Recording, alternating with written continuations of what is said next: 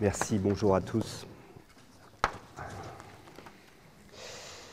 Je voulais juste recontextualiser notre intervention, car à l'occasion de ce colloque Ressources, Transition, Innovation, il nous a semblé intéressant de développer une pensée sur le projet et qui réunirait deux générations qui se sont croisées à l'école, un enseignant et un ex-étudiant qui est aujourd'hui architecte. Et j'en profite du coup pour me présenter. Jean-François Marty, je suis architecte des PLG et j'enseigne ici, dans cette école, et j'ai également passé une thèse il y a juste 1 an et demi. Et donc Marc Lozza, donc diplômé de cette école, architecte également, et je développe aujourd'hui une pratique très axée sur les questions environnementales, notamment sur les questions d'adaptation au changement climatique. Donc, un sujet connexe à celui qu'on rencontre aujourd'hui. Je vous propose de démarrer tout de suite pour respecter les délais. Il avait fallu 5 ans à Gustave Flaubert pour écrire Madame Bovary. 5 années à organiser les idées, soigner le choix des mots et veiller à ce que la ponctuation fonde le rythme du récit. 2 siècles plus tard, il aura fallu à peu près le même temps au journaliste Ambroise Perrin pour qu'il range les mots de ce même livre dans l'ordre de l'alphabet, à l'image d'un dictionnaire. Cet exercice, volontairement absurde et caricatural, rappelle que la littérature ne prend pas corps dans les mots seuls, mais dans l'organisation que leur ménage l'auteur. Un livre n'est pas une somme de mots. Nous pensons qu'il en est de même pour le projet architectural. Si le bâtiment existe par les matériaux qu'il compose, le projet est un exercice plus vaste. Descendre les charges et mettre à l'abri sont les conditions non négligeables d'une discipline qui cherche à faire entrer la lumière, à accueillir les usages, à organiser le territoire autant que l'espace intérieur, à mettre tantôt en tension, tantôt à distance des plans qui se font face. Le projet existe dans le vide qui sépare les matériaux qu'il compose. La tendance, pourtant, pousse à appréhender le projet par l'analyse des parties qui le forment, bien plus que par le tout qui le produit. Si cette mécanique vient de loin, et nous y reviendrons, la crise environnementale dans laquelle nous sommes entrés participe pleinement de cette lecture. C'est dans cette perspective que doivent s'appréhender les questions liées à l'usage des matériaux. La piste qui nous est proposée d'étudier vise à supplanter tout ou partie du béton et de l'acier par des matériaux bio et géosourcés. Moins de transformation, une empreinte environnementale plus faible, des filières locales limitant les transports, autant que des effets de monopole. Les avantages attendus sont nombreux. Pour de bonnes raisons, nous en arriverions à formuler que le savoir architectural se jugerait à l'aune de l'empreinte environnementale des parties qui le composent. Cette hypothèse fait émerger une crainte, une limite et une difficulté. Une crainte tout d'abord de voir le projet architectural et son analyse être réduits à la qualité de ses matériaux. Une limite, celle de faire des matériaux la condition seule pour la neutralité de la construction. Enfin, une difficulté dans la capacité à généraliser ce qui aujourd'hui reste une production prototypale. Commençons donc par cette crainte. La question qui se pose aujourd'hui paraît inédite. Le changement climatique d'origine anthropique, l'effondrement de la biodiversité et la pollution généralisée nous ont fait entrer dans l'Anthropocène, ère géologique où l'humanité joue les premiers rôles. S'il peut être admis que la révolution industrielle borne le début de cette nouvelle ère, les leviers qui l'ont permis, eux, remontent à plusieurs millénaires. La grande transformation, rendue possible par l'accès à l'énergie et au déploiement des techniques, est la conséquence d'un saut d'échec dans nos pratiques. Prenons, pour illustrer notre propos, la construction de Rome. La coupole du Panthéon est un monolithe de béton et son portique d'entrée est construit avec des colonnes venues d'Égypte.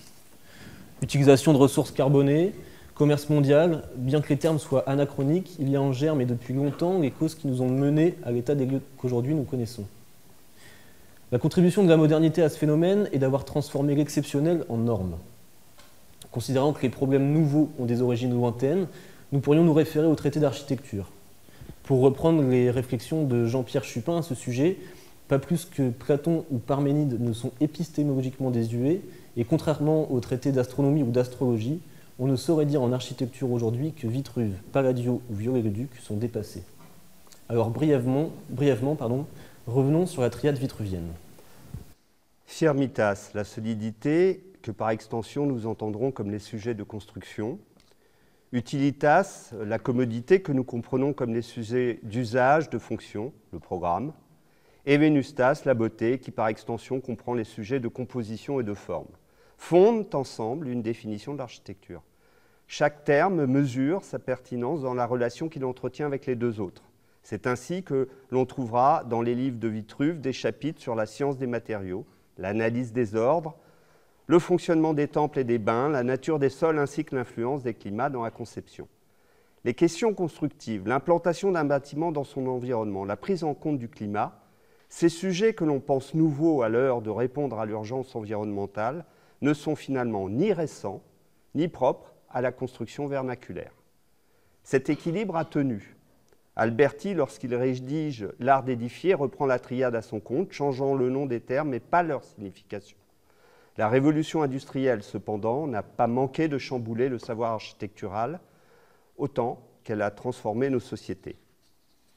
C'est que la modernité est fille des révolutions technologiques majeures. Béton armé, CVC, lumière artificielle, développement des infrastructures de réseau ont permis aux bâtiments de s'affranchir de l'environnement dans lequel ils s'installent. C'est l'idée formulée par James Marston Fitch dans les années 60. Il identifie alors que la technicisation de l'architecture lui permet de s'abstenir, voire de vaincre le climat, au prix d'une consommation d'énergie considérable. Les prémices de cette transformation avaient déjà été décrites au début du XXe siècle. Dès 1926, Le Corbusier observait les modifications des standards séculaires des maisons bretonnes à travers le remplacement des toits en chaume par des toits en ardoise grâce au transport de nouveaux matériaux par le train. Avec la modernité, l'artisanat a laissé place à une industrie qui impose ses standards et ses effets d'échelle. L'industrie devient un incontournable pour répondre à une demande sociétale qui explose. On a construit en moyenne 67 000 logements entre 1920 et 1929. On en construira près de 500 000 entre 1970 et 1979. La pratique du projet, se massifiant et se complexifiant, s'est progressivement fractionnée. Elle s'inscrit dans une transformation de fond initiée 2 siècles plus tôt avec l'apparition d'une nouvelle profession, les ingénieurs. C'était l'exposé qu'avait mené Antoine Picon et publié en 1988 sous le titre d'Architecture et ingénieur au siècle des Lumières. La première génération des architectes modernes, formés par une culture classique, va entretenir la triade vitruvienne tout en explorant un monde nouveau. Cependant et progressivement, les termes de la triade vont s'autonomiser. La logique du tout laisse place à celle d'une partie. C'est ainsi que l'on constate depuis un grand demi-siècle l'apparition de bâtiments où formes, constructions ou programmes sont devenus les générateurs quasi exclusifs des projets. Dans son essai « L'architecture et l'environnement bien tempéré », Rainer Banham observe la séparation du design et de la technique à travers l'autonomie de la forme. Dans leur expression la plus radicale, les travaux de Franck Gehry ou Zaha Hadid expriment cette prédominance d'une orientation formelle. La prise de conscience brusque, profonde, voire violente des conséquences environnementales s'inscrit dans le prolongement de la transformation de la discipline. Face à l'impérieuse nécessité de réduire l'empreinte environnementale des bâtiments, les sujets constructifs s'imposent comme paradigme central et s'inscrivent dans cette transformation de la discipline qui tend vers l'autonomie de ses parties. Les dérives de l'exercice du projet, centrées sur la seule recherche formelle, ont mené à un affaiblissement du savoir architectural, autant qu'à la participation active de la dégradation des conditions environnementales. Les critiques formulées à l'encontre de cette approche ne sauraient être étrangères à une pratique du projet qui ferait de la qualité de ces matériaux son unique critère. Épistémologiquement, la démarche nous paraît tout aussi critiquable. Sous couvert d'une ambition sincère et nécessaire de limiter les impacts environnementaux, nous craignons que le savoir architectural ne poursuive sa dislocation. La limite. Focaliser nos efforts sur les seuls matériaux de construction ne suffira pas pour répondre aux exigences environnementales qui doivent nous préoccuper. En restreignant la question à une gestion des matériaux, nous risquons de faire l'impasse sur de grands gisements de gaz à effet de serre. L'étude d'impact E+C- ayant permis de développer la RE 2020 précise la répartition des émissions par lot. Dans une hypothèse large, le recours à des matériaux naturels concerne des applications pour des lots ne représentant qu'environ 40% du bilan carbone de la construction. Partant de cette même étude, Stéphane Berthier rappelle que les équipements techniques représentent 1/3 des émissions carbone. Nous en revenons ici à ce que l'on décrivait précédemment. Le recours aux seuls matériaux naturels apparaît nécessaire, mais pas suffisant. Pour franchir un palier supplémentaire, il faut convoquer l'intelligence du plan et introduire à nos réflexions architecturales l'usage et la forme, à l'exemple des riads marocains, de la maison à patio, du mât provençal, qui sont des réponses spatiales et typologiques à des questions climatiques. Enfin, partant du principe que l'on cherche à réduire l'empreinte environnementale de la construction, il nous faudrait commencer par le commencement. Doit-on construire? Par ces travaux, l'INSEE rappelle qu'entre 1980 et 2010, en France, chaque habitant a gagné en moyenne 10 mètres carrés et le parc a grandi de 13 millions de nouveaux logements en 40 ans, dont 10% destinés à la résidence secondaire.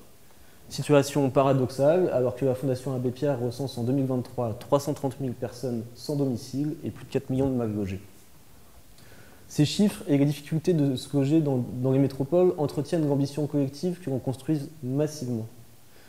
Cela cache pourtant des conséquences environnementales et la transformation profonde de la carte de France où les villes petites et moyennes disparaissent au profit des métropoles. C'est que les intérêts convergent pour maintenir un haut niveau de construction. La mutation des terrains agricoles en terres à bâtir permet d'assurer une retraite à des agriculteurs. Le droit des mutations alimente les comptes des municipalités. Les classes moyennes y trouvent des placements pour partie défiscalisés.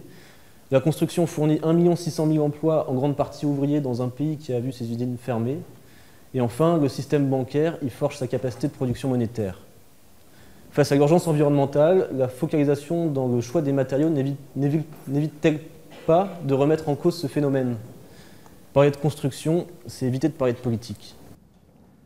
La difficulté. Le recours aux matériaux naturels se confronte à la difficulté dans la capacité à généraliser ce qui aujourd'hui reste une production prototypale. Il y a tout d'abord un aspect financier. Avec de faibles effets d'échelle, difficile d'être compétitif avec les techniques de l'industrie. Dans leur chantier expérimental d'agrandissement et rénovation d'une ferme, Anatomie d'architecture avance un coût de 4 500 € mètre carré, loin des standards. Difficulté également à trouver de la main-d'œuvre dans un contexte déjà tendu où, pour opérer la transition des emplois vers la réhabilitation, le BTP peine à recruter et former. Comment accompagner une filière et son 1,5 million d'emplois dans sa transformation? Il est à noter également que le système réglementaire actuel n'est que peu adapté. Acoustique, thermique, incendie, les normes ont été dictées dans un système tout béton. La doctrine bois de la préfecture de police de Paris conduit à doubler tous les éléments en bois par des éléments inifugés, majoritairement issus de filières plâtre ou ciment. Enfin, et c'est, il nous semble, le sujet le plus critique, c'est celui de la concurrence des usages. Il doit être étudié avec précision. Le bois, pour ne prendre que lui, est au centre de nombreuses convoitises. Quand certains proposent la généralisation de son emploi pour la construction, d'aucuns y voient une ressource pour le chauffage. Cependant, les forêts représentent une part importante des puits carbone sur lesquels nous comptons pour atteindre la neutralité à horizon 2050. Elles subissent pourtant le changement climatique et leur capacité d'absorption sont dégradées. Si la filière bois apparaît aujourd'hui comme la filière naturelle la plus développée, elle reste cependant très minoritaire. Dans une synthèse éditée en 2020 par l'ADEME, il en ressort qu'à peine plus de 3% des logements collectifs ont été construits en bois, contre près de 92% pour le béton. Le chemin reste gigantesque pour en faire une solution de base. Nous avons identifié au sujet de l'emploi des matériaux naturels une crainte, une limite et une difficulté. Malgré cela, nous ne pouvons que saluer que des débats s'emparent de ces sujets. Nous voudrions aussi rendre hommage aux pionniers qui, en dépit des difficultés qu'elles font face, ces expériences ont mené à bien des projets qui aujourd'hui permettent aux réflexions d'exister. Face au constat grave et sérieux de l'état de l'environnement qui nous mène aujourd'hui à parler de nouveaux modes constructifs, nous souhaitons formuler 3 pistes pour permettre à l'action d'être à la hauteur de ce que nous attendons. D'une part, il s'agit de définir une stratégie de planification vaste et cohérente, en s'attachant à décider quoi construire et où. Cela nécessite une réflexion large, comment gérer nos ressources, quelle péréquation emploi-logement développer, comment organiser nos politiques de transport et d'aménagement du territoire, quel accès aux services publics nous souhaitons. Là où la norme, outil efficace par ailleurs, traite les sujets terme à terme, le plan s'attelle à chercher la cohérence et la relation des réponses apportées, gage de transformation profonde. L'objectif ZAN est, il nous semble, un premier pas. D'autre part, nous ne pouvons que rappeler l'importance pour la commande publique de maintenir son rôle de fabrique du bien public.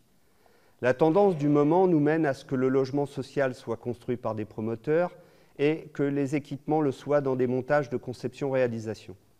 L'État s'est départi de son rôle de maître d'ouvrage. La commande a changé de nature et la qualité des constructions s'est dégradée. Elle est privée d'expérimentations sans lesquelles les politiques publiques et la société ne peuvent se nourrir en retour. Enfin, un travail doit être mené sur la discipline architecturale. Il s'agit de s'atteler à définir un projet cohérent avec les enjeux environnementaux. Les écoles ont toute leur place dans cette recherche. Comment mobiliser un savoir théorique pour alimenter une pratique? Les matériaux seuls ne régleront pas la question. La liste des sujets à investir est vaste, mais leur collection ne fait pas projet. Alors, à rebours d'Ambroise Perrin qui lit Gustave Flaubert pour en faire un dictionnaire, à nous de composer les termes pour en trouver la règle. Merci.